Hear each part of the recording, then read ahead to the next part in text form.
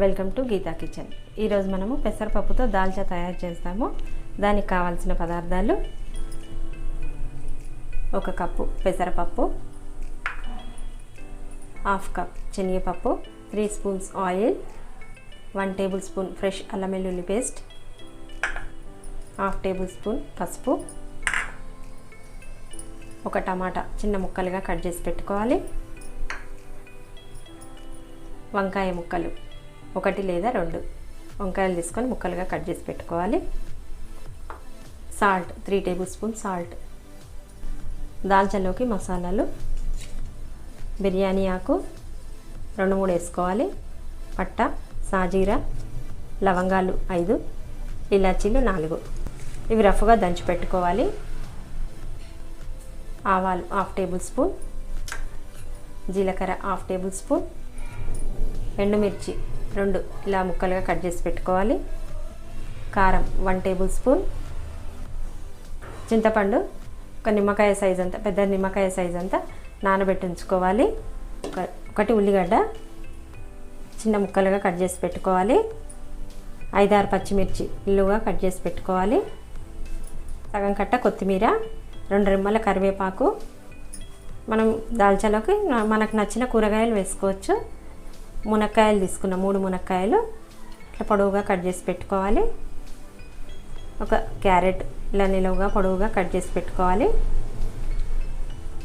కొద్దిగా పుదీనా, పెసరపప్పు శనగపప్పు ఇట్లా 3 విజిల్స్ వచ్చే వరకు ఉడికించి పెట్టుకోవాలి. ఇది పక్కన పెట్టేస్తాము.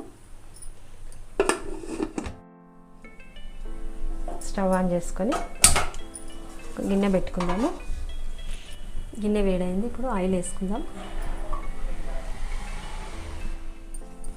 ఆయిల్ వేడైంది. ఇప్పుడు మసాలాలు వేసుకుందాం. కొద్దిగా రఫ్గా దంచి వేసుకోవాలి. ఇవి బిర్యానీ ఆకులు కూడా వేసుకోవాలి. ఆవాలు, జీలకర్ర 1/2 టేబుల్ స్పూన్ వేసుకోవాలి. 2 ఎండుమిర్చి లెసన్ చేసుకోవాలి. వేసుకొని ఒకసారి కలుపుకోవాలి. ఉల్లిపాయ ముక్కలు వేసుకుందాము. తర్వాత పచ్చిమిర్చి ముక్కలు వేసుకొని కలుపుకోవాలి. క్యారెట్ ముక్కలు వేసుకోవాలి. మునక్కాయ ముక్కలు కూడా వేసుకొని కలుపుకోవాలి.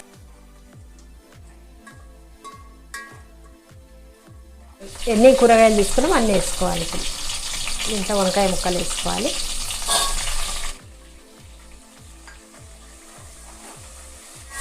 టమాటా ముక్కలు లాస్ట్ వేసుకోవాలి. అల్లం వెల్లుల్లి పేస్ట్ వేసుకొని కలుపుకోవాలి.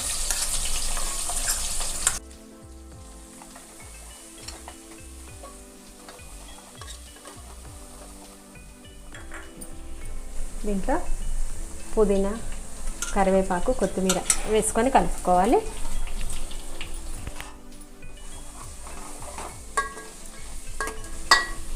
ఇప్పుడు పసుపు వేసుకొని కలుపుకోవాలి. కూరగాయ ముక్కలు ఇవన్నీ ఉడకడానికి, తొందరగా ఉడకడానికి 1 స్పూన్ సాల్ట్ వేసుకొని కలుపుకుందాం. తొందరగా ఉడుకుతాయి కూరగాయ ముక్కలు.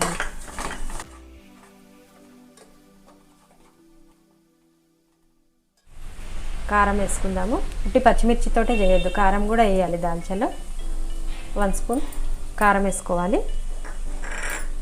తర్వాత లాస్ట్కి టమాటా ముక్కలు వేసుకోవాలి కూరగాయలలో.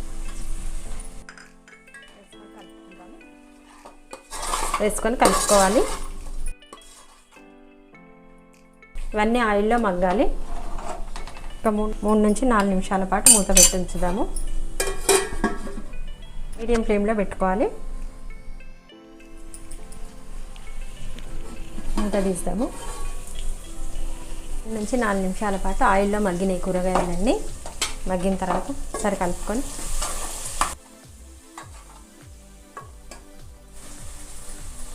కొంచెం ఆయిల్ పైకి తేలుతుంది. ఇప్పుడు చింతపండు పులుసు పోసుకోవాలి.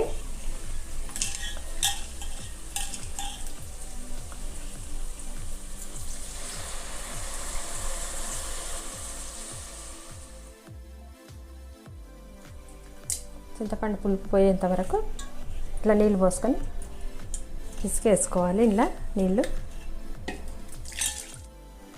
చింతపండు రసం పిసికేసుకున్న తర్వాత ఇప్పుడు ఒక చెంబు నీళ్ళు పోసుకోవాలి పైనుంచి. సాల్ట్ వేసుకుందాము. దాల్చాలకు కావాల్సినంత మనకు ఎంత కావాలో అంత వేసుకోవాలి. సాల్ట్ నేను 3 టేబుల్ స్పూన్స్ వేసినాను. ఒకసారి కలుపుకొని మూత పెడదాము. చింతపండు పులుసు మసలేంత వరకు మూత పెట్టుకోవాలి.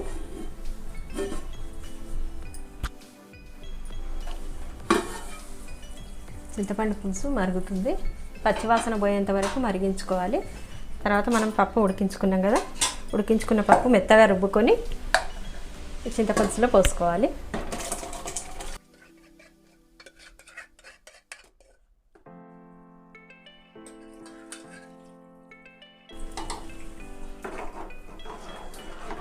పప్పు వేసిన తర్వాత మంచిగా మసలాలి. పప్పు మీడియం ఫ్లేమ్లో పెట్టుకోవాలి. ఇప్పుడు 2-3 పొంగులు వచ్చే వరకు ఉంచిన తర్వాత ఆఫ్ చేయాలి స్టవ్.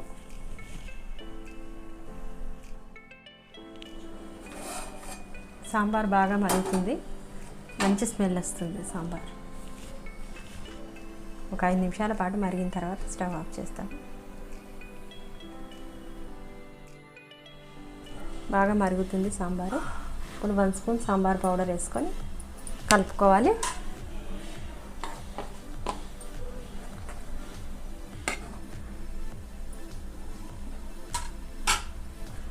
స్టవ్ ఆఫ్ చేసేద్దాము. పెసరపప్పు దాల్చా చేయడం అయింది. ఇది ఒక సర్వింగ్ బౌల్లోకి తీసుకుందాము. ఈ వీడియో మీకు నచ్చినట్టయితే లైక్ చేయండి, షేర్ చేయండి, కామెంట్ చేయండి.